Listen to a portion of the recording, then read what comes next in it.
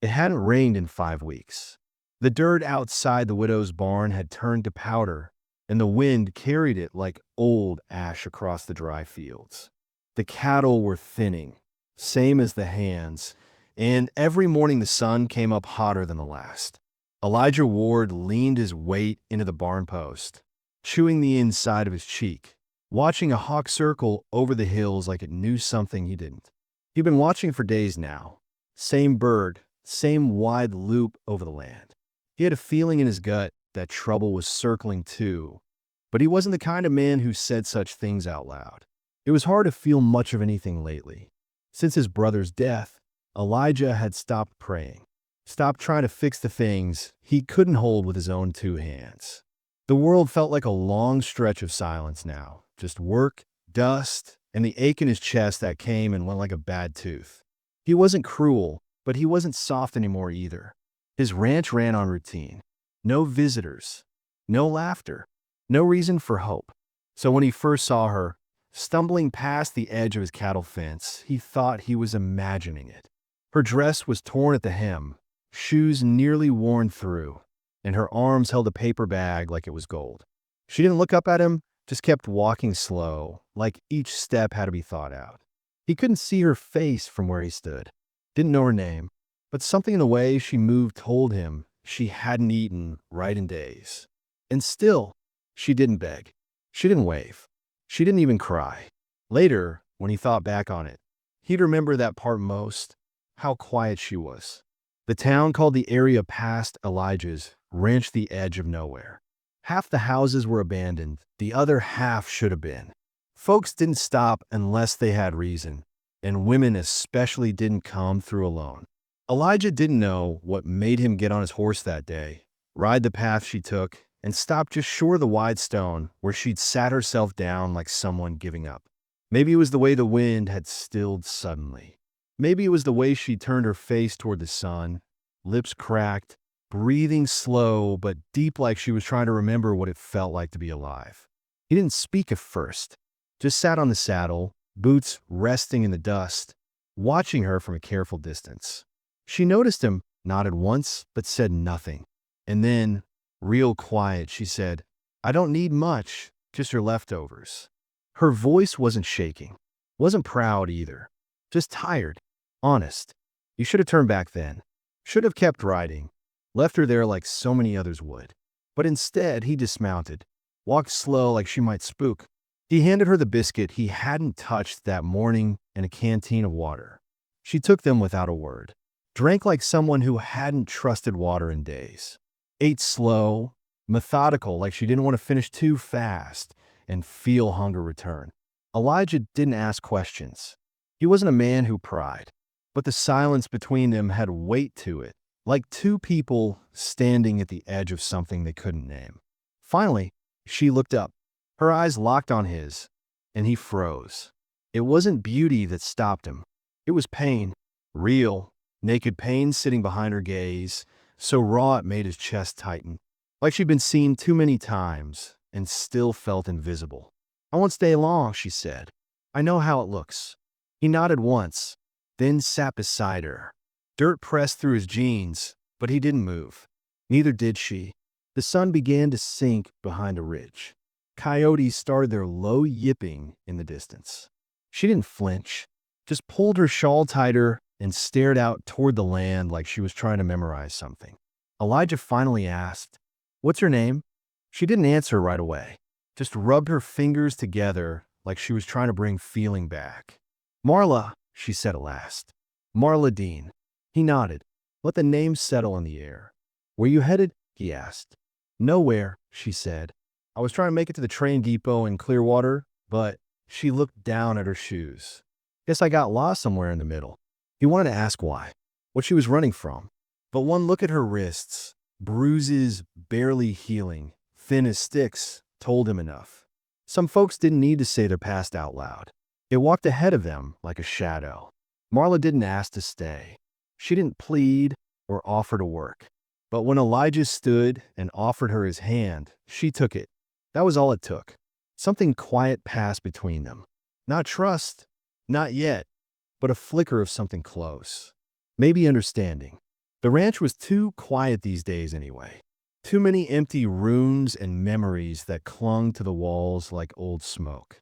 Bringing her in didn't feel like charity. It felt like instinct. He showed her the old tool shed out back, swept clean, but never used for anything more than storage. She nodded, set her bag down gently like it held something fragile, and said she'd sleep there. That night, Elijah couldn't sleep. Kept thinking about those eyes. The way they'd seen him like she already knew, he carried his own kind of grief. He tried not to wonder what hers was. In the morning, she was already up, washing his porch steps with an old rag she'd found, like she needed to repay something. Elijah didn't stop her, just handed her coffee and leaned against the rail, watching her shoulders move with a steady rhythm. They didn't speak again until 2 days later. That's when the sheriff's deputy showed up asking questions about a woman who'd run from a ranch upstate. Said she'd taken nothing but her clothes and a name no one really knew. Said her husband had influence and she'd best be found. Elijah didn't lie. He just didn't tell the whole truth. Said he hadn't seen anyone come through. Said he kept to himself. The deputy believed him, maybe because Elijah had that kind of face, weathered, plain-spoken, not the kind you question twice.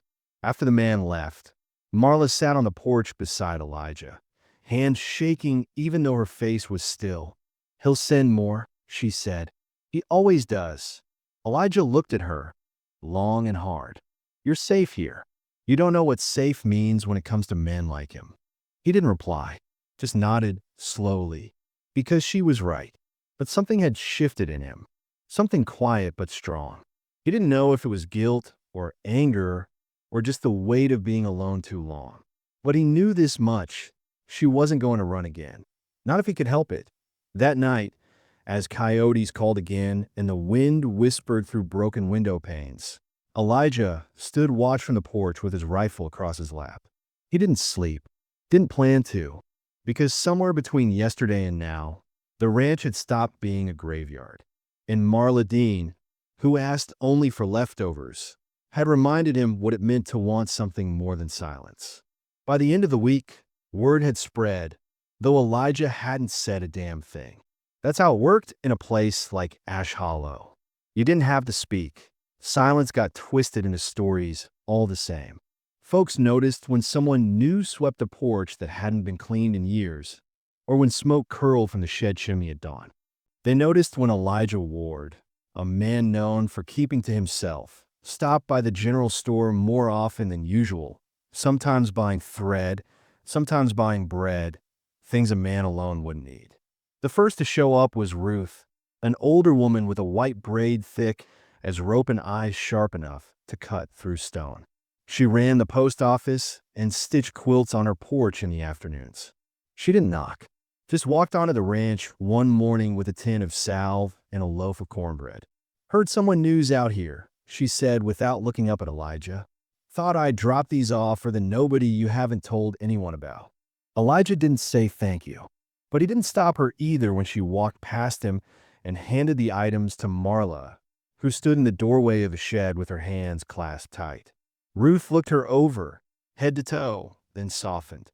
"You're safe here," she said simply, "but you're not invisible. Best remember both." Marla nodded. That evening, she sat on the back steps and stitched the hem of her dress by lamplight. She didn't say much, but Elijah could feel her watching him now and then.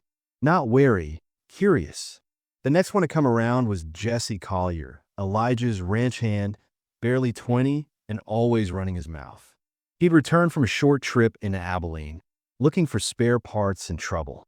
When he caught sight of Marla, his eyebrows jumped. "You didn't say you had company," he said to Elijah, smiling like it was all some fine joke. "She's helping out," Elijah replied, low and even. Jesse nodded, but he didn't look away from Marla. "Nice to meet you, miss." "Jesse, if you need anything." "She don't." Elijah cut in, louder than necessary. Jesse's grin faded just a little. He wasn't a bad kid, but he didn't know when to back off, and Elijah saw the spark in his eye. That same spark he used to carry before the world taught him better. Still, Jesse hung around more now. Offered to fix the water pump near the shed. stayed longer after supper, telling louder stories. Marla always listened politely, even smiled once or twice, but her eyes never softened. Elijah noticed. He also noticed how her shoulders tensed slightly whenever Jesse stood too close. But Jesse wasn't the one Elijah truly worried about. That honor belonged to Micah Reeves, the man who owned the grain mill on the West Ridge and carried secrets like they were coins in his pocket. He was the kind of man who smiled when he lied and had a habit of appearing places he didn't belong. He stopped by the ranch under the pretense of needing help hauling a broken wagon wheel. But his eyes lingered too long on the porch, on the second cup beside Elijah's, on the scarf hanging near the shed door. "Didn't know you took in strays, Ward," Micah said smoothly. "I don't," Elijah replied, keeping his hands still. "She's not a stray." Micah chuckled, low and knowing. "Suit yourself. Just watch your back. You taking something wounded, sometimes it brings the wolves." The words clung to Elijah long after Micah rode off. That evening, he asked Marla if she'd ever heard of Micah before. Her face went still. "No," she said too quickly. "Why?" "No reason," Elijah lied. But he knew then she wasn't telling him everything.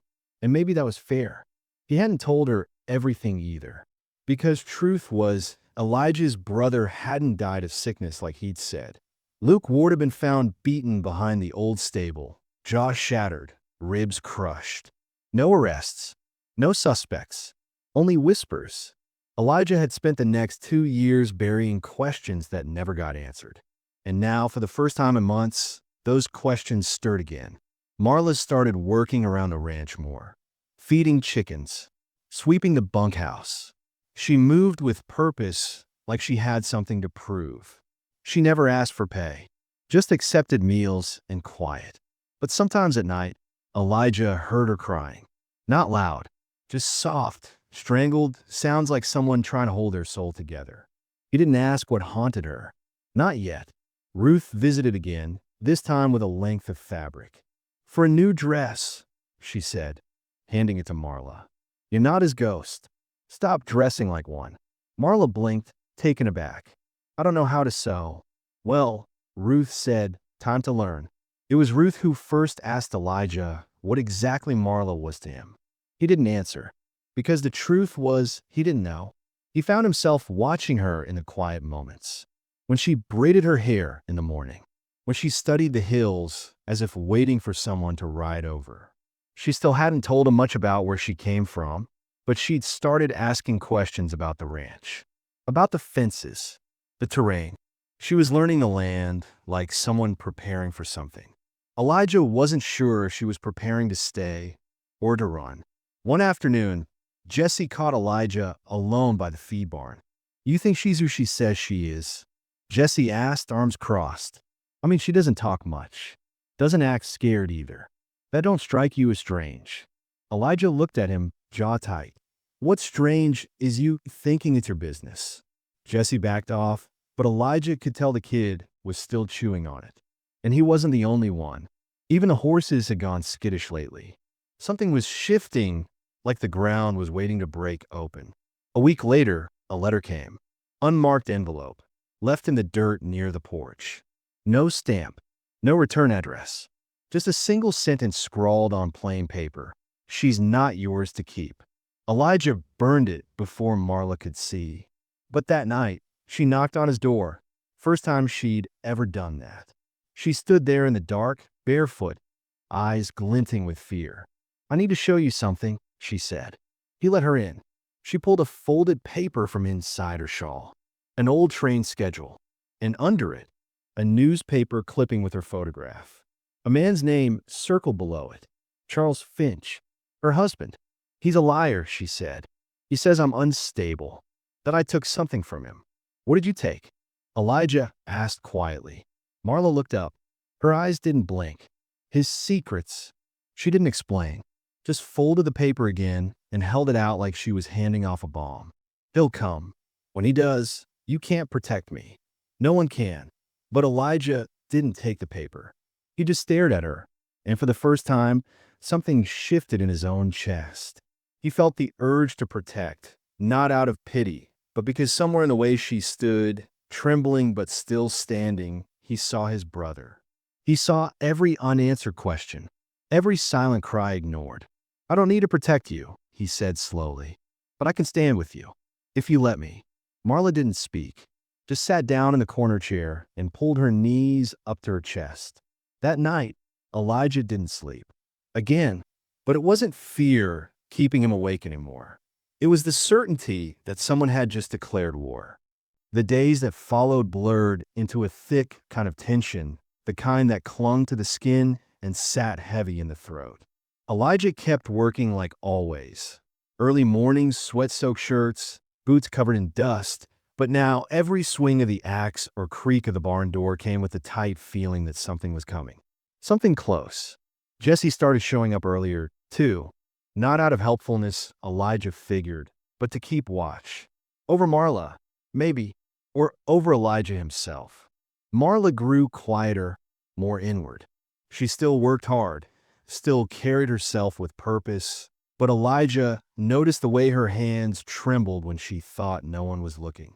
The shed where she slept now had a new lock, one she installed herself, and she never walked anywhere unarmed. He'd found a small knife hidden under her apron one afternoon when she'd hung it to dry, and he hadn't said a word. Elijah didn't press her. He learned long ago that some people only speak when silence becomes too dangerous, and he figured Marla wasn't far from that moment. Then came the tracks. Fresh boot prints near the west fence line. Deep, uneven, not from any horse or rider Elijah knew. He didn't mention them to Marla. Not yet. Just wiped them away with a branch and mended the barbed wire without a sound. But when he turned around, Marla was standing behind him. She didn't say anything, just looked at him, her jaw clenched, her eyes dark with knowing. He waited until dusk to speak. They sat on the porch, Marla holding a mug of coffee that had long gone cold. "I saw the tracks," he said quietly. She didn't flinch. "He's close." "He sends someone?" Marla shook her head. "No, he comes himself. He doesn't trust others with his messes." Elijah stared out into the fields, watching the wind bend the tall grass. "You really think he's going to ride onto my land like he owns it?" Marla finally turned to look at him. "He doesn't care whose land it is. He only cares that something he marked as his is gone." That was when the change started. Elijah began sleeping less, patrolling more. He cleaned his rifles twice a day, and Ruth came around to reinforce the locks on the barn doors and shed. Jesse started training the dogs to bark at anything they didn't recognize, and even Ruth, who rarely spoke unless she had to, began leaving her porch light on every night, even though she lived a mile down the road. There was a shift in the air, like animals sensing a storm. And then, without warning, the betrayal came. Jesse didn't show up one morning. Not for chores, not for breakfast, not for anything. Elijah figured maybe he'd gone to town. But when noon came and the dogs started barking like their throats were on fire, Elijah grabbed his rifle and ran toward the edge of the corral. That's where he saw them. Two riders. One tall, dressed in black with a red scarf tied around his neck. The other smaller, cleaner shaven, Jesse. Elijah's stomach dropped. He stepped forward, gun raised, and shouted, "Get off my land!" The taller man dismounted first. Slow, confident. He walked like he had all the time in the world. Elijah didn't need to ask who he was. "Charles Finch." "Easy now," Finch said, hands raised like a preacher, voice like gravel soaked in honey. "I'm just here to collect what's mine." Marla stepped out from behind the barn then. She didn't scream, didn't cry, just stood frozen, one hand at her side, the other gripping the doorframe like it was the only thing keeping her upright. Finch smiled when he saw her. A calm, ugly smile. "Darling," he said like he was greeting a lost dog. "You gave me quite the chase." Elijah stepped in front of her. "She's not going anywhere." Finch turned his eyes on Elijah, and the smile faded. "You the new hero, then? I'm the man who'll bury you if you take another step." Behind Finch, Jesse shifted uncomfortably. His eyes met Elijah's, then dropped to the dirt. "I didn't know who he was at first," Jesse mumbled. He said he was family. Said she was sick. She was sick, Finch said, his voice sharp now. Sick in the head. Still is. Ask for yourself. Ask what she did to our son. The air snapped like a live wire. Elijah looked back at Marla. Her face had drained of all color. She didn't speak. Didn't move. Our son, Finch repeated, taking a step forward. Dead, because she couldn't keep her temper. She ran after that. Took off in the middle of the night like a coward. Elijah didn't lower his rifle. If that's true, why didn't you go to the law? I'm the law, Finch said, smiling again. Judge gave me every right to bring her back. I've got the papers. You forge 'em, Marla finally said, her voice like a blade. Just like you forged the death certificate. Our son died because of you. You broke him. Finch's face went still. Then his smile returned, but it didn't reach his eyes. I don't care what you tell him, he said, looking at Elijah. She belongs to me. She'll always belong to me. Then came the twist. Ruth arrived. She stepped out from the side of the barn, holding a shotgun longer than she was tall. She didn't speak, just cocked it and aimed square at Finch's chest. You've had your say, she said calmly. Now leave. You think I'm scared of some old woman with a farm gun? No, Ruth said, but you should be scared of what I know. Finch blinked. You remember the child's name? She asked. Thomas Elijah Finch. That was your son, born in Crossfield. I delivered him myself. I also treated the bruises on his mother's back. And I have the ledger to prove it. Finch's smile faltered. I wrote down everything. The nights you came home drunk. The time she begged for help. The day you shoved that boy hard enough he couldn't stand for 3 days. Elijah turned to Marla. Is it true? She nodded. Tears ran down her cheeks, but her voice was steady. He beat Thomas. Told me it would make him stronger. Why try to leave? He locked us in the basement for 2 weeks. No food, just water. Thomas got sick. By the time I broke the window and got out, it was too late. Finch lunged. Elijah fired. The shot rang out like thunder. Finch dropped to his knees, gripping his shoulder. Blood bloomed fast, soaking through his coat. Jesse jumped back, hands raised, pale as milk. Ruth stepped forward. Leave now, and maybe you'll live long enough to answer for this. Or stay and die right here in front of the only people who ever gave a damn. Finch snarled, but didn't speak. Jesse helped him to his feet. They staggered toward their horses and rode off, dust rising behind them like smoke. Elijah stood still, breathing hard. Marla collapsed against the barn wall. Her whole body shook, but she didn't cry. Later, after the law came, after the report was taken and the wound bandaged and the neighbors warned to keep watch, Elijah found her alone in the shed. You're safe, he said gently. No one's ever safe, she replied. But you're not alone. That night, she slept inside the house. And for the first time since his brother's murder, Elijah Ward locked the door behind him. Not out of fear, but out of something else. A quiet vow, a turning point. Because the land hadn't changed. The wind still howled and the dust still blew.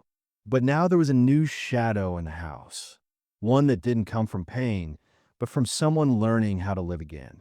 And maybe that was the only kind of safety either of them would ever know. The morning after the shooting came with a cold, biting wind that didn't match the season. It cut through the fields like a warning, and Elijah felt it settle in his bones as he stepped onto the porch, rifle in hand. The land was quiet, too quiet. No birds, no distant barking, just the sound of Ruth's old wind chime spinning lazily across the ridge. Inside, Marla sat by the stove, wrapped in Elijah's flannel coat, staring into a coffee cup gone cold again. Her eyes were swollen but dry. Neither of them had slept much, though Elijah hadn't said a word about it. What was there to say? Blood had been spilled. A man had ridden off wounded, humiliated, and vengeful. And that kind of man didn't forget. He'll come back, she whispered without looking up. I know, Elijah said. That was the truth of it. The moment the bullet left his gun, a line had been drawn. The law would drag its feet like it always did when a rich man got hurt, and Charles Finch would use every name and every coin to turn the tables. He'd bleed the truth dry until it looked like a lie. Elijah stood behind Marla, watching the way her fingers gripped the mug like it was the only thing keeping her anchored. "We'll be ready," he said. But being ready wasn't the same as being okay. That day, the ranch turned into something else. Ruth came with crates of food and jars of preserved vegetables, things meant to last through siege. Jesse returned, ashamed but different. He didn't speak unless spoken to, and every word came slow, like it hurt to say. Elijah didn't forgive him, not completely, but he didn't send him away either. There wasn't time for grudges, only strategy. They boarded up windows, reinforced the shed and the barn, posted watches at night. Even the dogs seemed to know there was no going back now. Marla worked harder than anyone. She chopped wood until her arms gave out, cleaned every tool, sharpened every knife. She didn't ask for direction, didn't rest. Elijah tried to stop her once, but she only looked at him with hollow eyes and said, "If I sit down, I won't get back up." He understood that too well, but something was changing between them. A weight building. Elijah had thought he was prepared to carry her story, her pain. But now that it was part of his life, his land, his blood on her behalf, he wasn't sure where she ended and he began. Nights grew colder, longer, and with every passing hour, they came closer to something neither of them could name. One night, while Elijah stood outside with his rifle, Marla came up beside him. She didn't speak at first, just watched the hills, her face lit by the silver wash of moonlight. "I loved him, you know," she said, voice thin. "My son, Thomas. I still hear his laugh sometimes. It echoes." Elijah nodded. "I used to think love was enough to protect him," she went on. "But love doesn't stop fists. It doesn't stop men like Finch." Her voice cracked just slightly. "I tried to leave 3 times before, but every time he found me, said I was broken, that no one else would want me, that he was the only one who could love someone like me." Elijah didn't look at her. He was wrong. Marla stared at him then, long and full of questions. "Do you mean that? Or do you just want to believe it?" "I mean it." It was the first time she reached for his hand. Small, unsure fingers curling around his calloused ones. A quiet gesture. No promises. But it felt like the ground under them shifted all the same. But peace, real peace, was still out of reach. A week later, the letter arrived. Not on a post. Tucked under the door in the middle of the night. Elijah found it before dawn. "You have 3 days to give her back. After that, there will be no mercy." No signature, but it didn't need one. Elijah showed it to Ruth first. She didn't blink. "We tell the sheriff," she said. Elijah shook his head. "Sheriff doesn't care. Not when Finch signs his paycheck." "So what?" "We wait for him to come with a noose in one hand and a lawyer in the other." Elijah didn't answer. The second letter came that evening, nailed to the fence, pinned with a knife. This one was worse. Inside it was a photo. Old, black and white. Thomas, Marla's son, sitting on a pony with a bruised face, looking away from the camera. It had a date scrawled on the back, the day before she broke him. Elijah found Marla sitting under the sycamore tree and handed it to her without a word. Her hands shook, but she didn't cry. "I didn't break him," she whispered. "He died of fever. He was weak, but he was sweet, gentle. Finch hated that." She folded the photo slowly and tucked it into her pocket. "He's trying to get into your head." Elijah nodded. "He's in mine already." That night, things cracked. Jesse, guilt still eating him alive, tried to take the horses and ride out, hoping to draw Finch away. But Elijah caught him just outside the fence line. "I owe you," Jesse said. "I owe her. I messed up. You leave now. You die before you reach the river," Elijah replied. "You want to help? Then stay. Fight with us." Jesse's jaw trembled, but he nodded. Back at the house, Marla was waiting. She had packed a small bag. Coat on, boots laced. "I can't do this to you," she said. "You're not meant to bleed for someone else's war." Elijah stared at her, stunned. "You think this is just your war? I've brought death to every man who stood beside me," she said. "You're next." He stepped forward. I don't care. Well, I do. Her voice broke there. Her eyes welled. I care, she whispered. I care so damn much that I wake up shaking because I know the minute I let myself feel something for you, I've painted a target on your back. Elijah didn't reach for her. He knew better than to try and hold someone mid-breakdown. Instead, he said, then let's stop running. Let's stand and face whatever comes. Together. Marla looked at him for a long time, then nodded once. A flicker of something broke through the fear, something like resolve. But the next day, everything came to a head. Ruth came tearing up the road in her wagon, shouting before she even reached the barn. They filed a petition with the circuit judge, she said. Finch, he's calling for her arrest. Says she's a fugitive and dangerous to herself and others. They're coming tonight, with warrants. Elijah paced the porch like a caged animal. We don't have time to pack up. They'll search everything. We hide her, Ruth said. We do what we have to. I'm done hiding, Marla said. They both turned. She stood in the doorway, calm now. Steady. I'm done letting him tell the story. She walked up to the porch, face hard. I'll go, but only if it means the truth gets heard. You don't owe them anything, Elijah said. I owe me, and Thomas, and every other woman out there who was told her pain didn't count. Elijah had no argument for that, just pride and fear. They rode into town together that night. Marla, Elijah, and Ruth. No shame, no lies. The sheriff looked surprised to see her walking on her own. More surprised when Ruth handed over the medical ledgers and testimony sheets she'd written by hand. You can jail me, Marla said, but you'll be jailing the truth with me. The sheriff didn't arrest her that night. He took the papers. Read the names. Read the bruises. And though he said nothing at first, Elijah saw it in his eyes. Finch had overplayed his hand. The stakes had shifted. But war wasn't done. Not yet. And Marla knew it. That night, as Elijah held her hand in the back of Ruth's wagon on the ride home, she whispered, he won't give up. Elijah nodded. Neither will we. And for the first time, there was no tremble in her voice when she answered, good. The day the judge arrived, the sky turned the color of dirty pewter. Clouds sat low, heavy with the weight of something that felt less like rain and more like reckoning. Word spread fast through Ash Hollow. Judge Penner had ridden in from Abilene, flanked by 2 deputies and a brown leather satchel stuffed with affidavits, arrest warrants, and official silence. Marla stood at the kitchen window that morning, watching their horses tie off outside the sheriff's office. She didn't say a word. Didn't need to. Elijah leaned on the counter behind her, arms crossed, heart beating with the slow dread of a man who knew the truth wasn't always enough.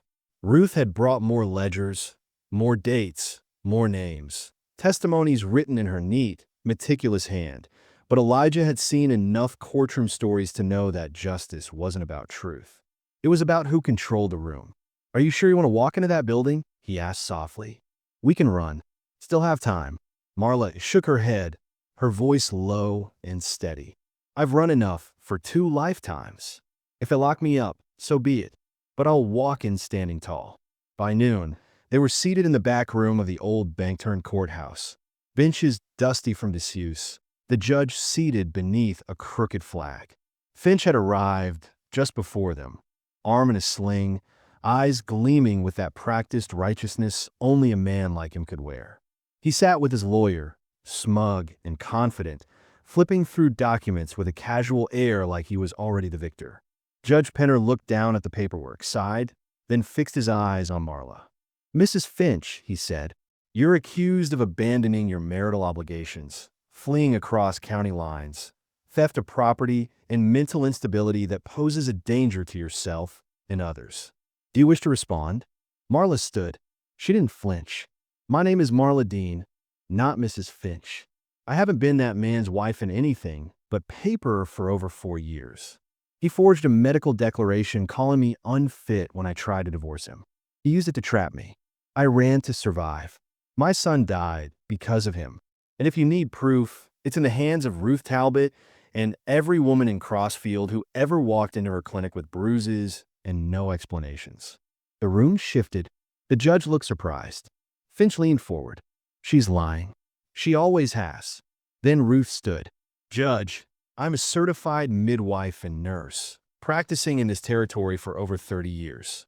I treated Marla Dean. I treated her son.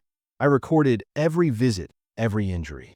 You'll find it all in these ledgers. Dates, symptoms, photos. She's telling the truth. And if this court refuses to see that, then it is blood on its hands too. The judge took the papers and flipped through them slowly. The silence stretched long and taut, broken only by the soft creak of the floorboards under Finch's restless foot. Then came the moment no one expected. Jesse stood. I want to speak, he said. His voice cracked, but he didn't sit back down. I helped that man, Jesse said, pointing at Finch. Brought him to the ranch. Believed his lies. But later, I heard what he said to Marla when he thought no one was listening. I heard the names he called her. Heard him say she'd earned those bruises. And I watched her sleep in a shed in the dead of winter without ever asking for anything. Not even kindness. That ain't crazy. That's survival. Finch shot up, voice rising.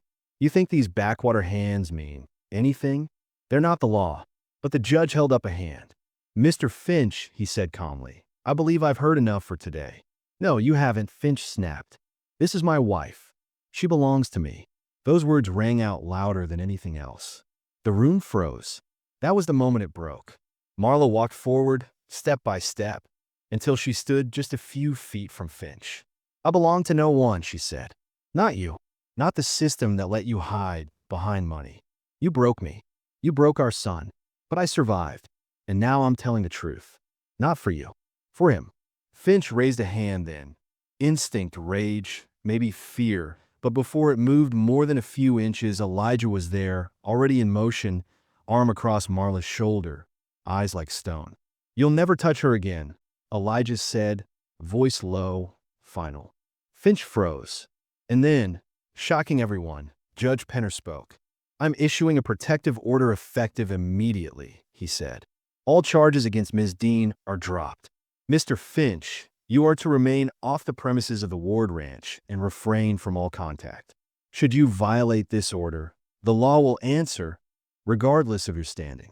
Finch opened his mouth to protest, but the judge slammed his hand on the bench. I've seen enough tyrants hide behind money.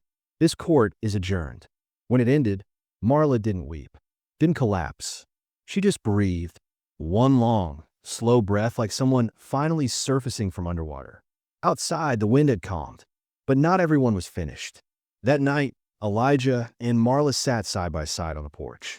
The sun had dipped, the sky painted in streaks of gold and rust. I didn't think we'd win, she admitted. Not really. Neither did I, he said. But I was ready to lose with you. She reached for his hand. This time, he took it without hesitation. I'm not the same woman who walked onto your land, she whispered. No, he said. You're stronger. There was a pause, then a quiet confession. I loved him once, Marla said. I thought I could fix him. I thought if I was good enough, obedient enough, he'd stop. Elijah didn't speak, just squeezed her hand gently. I was wrong. You're allowed to be wrong, he said. It's what you do after that matters. She smiled faintly. I used to dream of disappearing.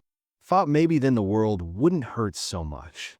And now I dream of staying. That was the moment she kissed him. Not with fire, not with need, but with the soft ache of someone who finally believed they were allowed to love again. But stories like this don't tie themselves up in neat little bows. A week later, a fire broke out in Ruth's clinic. Not accidental. Someone had set it, trying to destroy the ledgers. Most were saved, but some pages were lost. The sheriff investigated, but no arrests were made. Finch disappeared from town, rode east. Word was he'd gone to his brother's ranch near the state line, licking his wounds and waiting. No one believed he was finished. But Marla didn't run. She planted flowers outside the shed she used to sleep in, tended the garden, taught Jesse how to sharpen a blade right, wrote Thomas's name in a journal Elijah had carved for her and kept it beside her bed.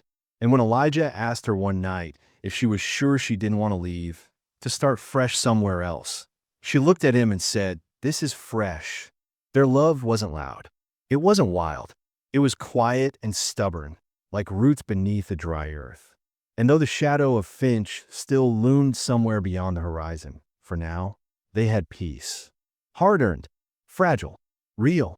And for people like them, that was more than enough. The air changed with the season. The hard sun that once baked the land now gentled into warm light, and the nights grew cool enough to pull blankets tighter. Life on the ranch moved forward, not fast, not perfect, but steady. The kind of steady neither Elijah nor Marla had known before. The danger hadn't vanished entirely, but it had grown quiet, distant, like a storm that passed just far enough away to leave the house standing, but close enough that you never forgot the sound of thunder. Marla kept waking early. Some habits didn't leave easily. She still checked locks twice, still flinched when a dog barked sharp or a rider passed too slow along the ridge. But she laughed now. She started to hum when she worked. And sometimes, at dusk, she'd read aloud on the porch, the pages of old novels folding open beneath her steady fingers while Elijah fixed his eyes on her more than the sky. They never spoke of love in the big, sweeping way books did. No declarations, no poetry. But it lived in the way he poured her coffee before his own, or how she mended his torn shirts before he even noticed. Love for them was in the everyday. Ruth stayed close, checking in often, never asking questions, but always knowing when to press a warm hand to Marla's shoulder or hand her a letter she'd been too scared to open. Jesse worked quietly, hard and humble, still trying to make up for what he'd done, but slowly carving a place for himself again. The three of them, Elijah, Marla, and Jesse, had become something like a family. Not by blood, not even by choice at first, but through survival, through grit. And still there were ghosts. One morning, Marla stood at the fence line, staring out at the hills. Elijah walked up behind her, quietly, the way he always did. "I've been thinking," she said without turning, "about building something for him. For Thomas." She nodded. "Not a grave. There's already one. But something more. A marker. A place where the wind can touch his name." Elijah placed a hand on the back of her neck. "Tell me what you want. I'll build it." They used reclaimed wood from a barn. Cut it clean, carve it slow. Marla painted it herself. A single plank with the boy's name and birth date, nailed into the soft ground under the tall sycamore where the birds always came to rest. It wasn't much, but it was hers. It was peace in its own small, aching way. On the day they finished it, she sat in the dirt beside it, eyes wet, voice steady. "I wasn't strong enough then," she said, "but I am now." Elijah sat beside her, letting the silence hold them both. "You were always strong. You just didn't have anyone to see it." Marla turned toward him, her face calm, sun catching the edges of her hair. "Do you ever wonder how different things could have been?" He thought for a moment, then shook his head. "I don't waste time on what didn't happen. I've only got enough for what's next." Marla smiled, tired but true. "What's next, then?" He looked out at the fields, the barn, the house. Then back at her. "You, me, this place. Quiet, honest days." She didn't reply with words. She just leaned into him, head against his shoulder, and closed her eyes. Later, as the sky bruised into evening, they lit a single lantern at the base of the marker and left it glowing through the night. People in Ash Hollow still talked, of course. Whispers had a long life in towns like that. But most had come to respect Marla. Some admired her. Some feared what she'd endured and how she still stood. But no one dared question that she belonged. Charles Finch was never seen again. Rumors placed him out east, in a town where his name didn't carry as much weight. Some said he'd lost everything. Others said he was planning his return. But weeks became months, and the silence held. Still, Elijah kept a rifle under the bed, just in case. Marla, for her part, no longer lived in fear, but she never forgot. That was the difference. She didn't pretend it hadn't happened. She simply refused to let it define what came next. She began writing, not for others, not for courts or judges, just for herself. Pages of memory, confession, and healing. Sometimes she read them aloud to Elijah by lamplight. Sometimes she burned them after. Either way, they were hers. One evening in early spring, a young girl from town stopped by the ranch, someone Marla barely knew. She stood nervously near the gate, clutching a bruised arm and not saying a word. Marla didn't ask. She just opened the door and let her inside. That night, Elijah saw her speaking softly with the girl by the hearth. His heart tightened, not from sadness, but from something else. Pride, maybe, or awe. Later, he wrapped his arms around Marla in the quiet and said, "You saved her." She looked up at him, eyes clear. "No, she saved herself. I just gave her a place to stop running." And maybe that was the moral of it all. Not that pain disappears, not that justice always finds its way, but that people, when seen, when loved, when believed, can rebuild from ash.